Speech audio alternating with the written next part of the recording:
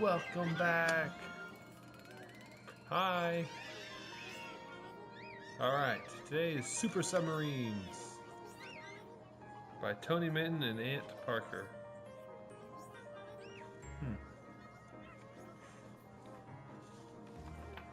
A submarine's a type of boat that dives beneath the sea, below the waves of such a strange and wondrous place to be. It's like a little yellow submarine.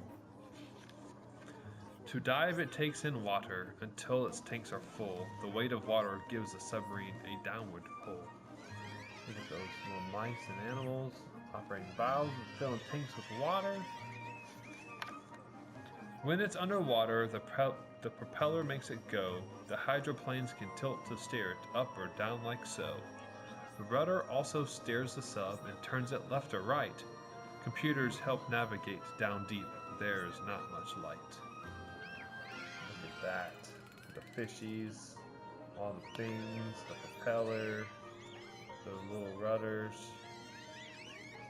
Not being able to see very well. The periscope can poke above the waves to peep around, but farther down the submarine depends on sonar sound. That's the little periscope. Here's a little radar. See where we're going. Can't see anything, we can just hear it. The sonar sends a signal out, a special type of beep that bounces back to help them guess what's out there in the deep. Look at that. He can see him on the periscope, and then they can see him on the peeps. Isn't that clever? A submarine must have a crew to run it night and day. The crew needs living quarters where they eat and rest and play. Look at those. Look at those beds. Look how small they are. Whew. It's tough right there. Submersibles are different subs that probe the deepest ocean. Down that far, it's still in dark. There's hardly any motion. But even their submersibles discover deep-sea creatures that glow or carry lanterns and have very funny features. So even though it's really dark, deep and dark, and there's nothing there, but we still find funky little creatures that are still living there. Submersibles are used to rescue divers or explore. They sometimes salvage sunken wrecks upon the ocean floor. They're used to serve as oil rigs, lay cables, and fix pipes. The robot subs have cameras and arms of many types. Look at them fixing stuff right there. Put that little wire back together. Good job.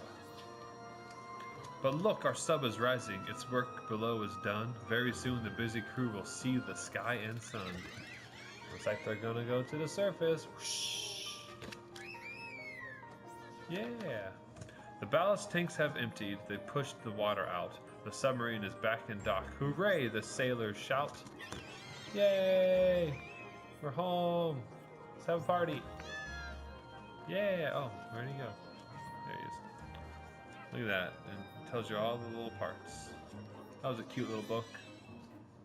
Let's read another one. This will be a twofer. It's gonna be Fly Guy presents Firefighters. Written by Ted Arnold.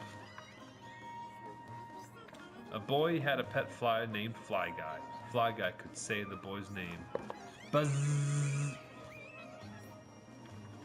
I am so excited to go to the fire station, said Buzz. Fly Guy looked scared. Fires? Don't worry, said Buzz. There's no fire inside. A fire station is where we'll find firefighters and fire trucks. Buzz and Fly Guy wanted to learn more. In the fire station, Fly Guy and Buzz met the fire chief.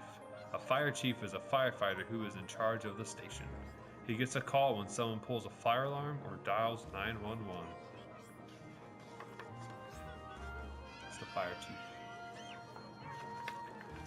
The fire chief learns what and where the emergency is, then an alarm sounds at the station. Firefighters need to move fast. Firefighters rush to their trucks. Sometimes they slide down a fire pole. This is a fast way for firefighters to get to the garage. Fire pole. Fire trucks are parked in the engine bay or garage. Each truck has special equipment that it's used to put out fires. The trucks are always ready so that firefighters can race to the scene. There's a list of some tools, some axes, some extinguishers, some ropes. And there's where they stage them all in fire trucks. Firefighters keep their gear in the garage next to the trucks. It protects them and helps them to do their job. When there's an emergency, firefighters have to get dressed fast. They put on their gear in less than 1 minute. All that gear weighs about 50 pounds. They have a helmet to protect from falling objects, a special mask to help breathe air instead of smoke, oxygen tank, fireproof gloves, pants, and boots. All that firefighting gear you have to wear. It's a lot, isn't it? It's pretty heavy. A fire truck needs to get to the fire fast so that firefighters can put it out or extinguish it. Fire trucks have loud sirens and flashing lights to warn other drivers that the fire truck is speeding through. Long ago, firefighters did not have trucks. Firefighters, horses, or even the fire dogs pulled a pump and hose on a giant cart. Look at that. Look at that little wagon. Pull that little wagon full of water.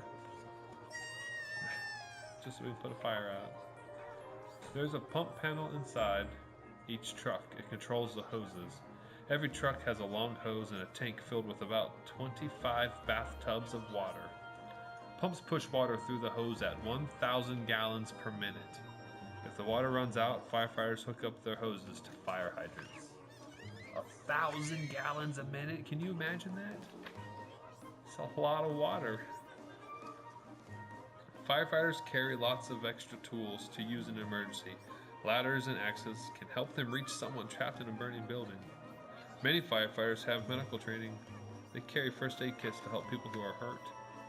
Each fire truck has a tall ladder on top. The ladder extends and helps firefighters rescue people in tall buildings. The ladders can reach 100 feet up. That's about as tall as 5 giraffes stacked on top of each other. Look at those ladders. Firefighters use fire rescue boats to put out fires on the water. They fight fires from oil spills and fires on other boats.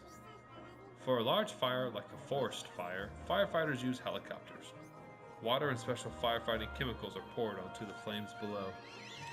And you got the helicopters right there. And here we got some firefighting boats. Firefighters don't just put out fires, they sometimes rescue people and animals from other dangers like car accidents, blizzards, and floods. Being a firefighter is such an important and dangerous job. Many firefighters are volunteers. That means they do not get paid. They volunteer to help keep their community safe. Did you know that? Sometimes it's just a regular person who wants to help other people out. It's not just firefighters that save lives. Some stations even have specially trained rescue dogs. They help people who are trapped or injured in a fire. They also wear some extra gear. Look at that. Look at that guy. Firefighting Dalmatian. All dressed up.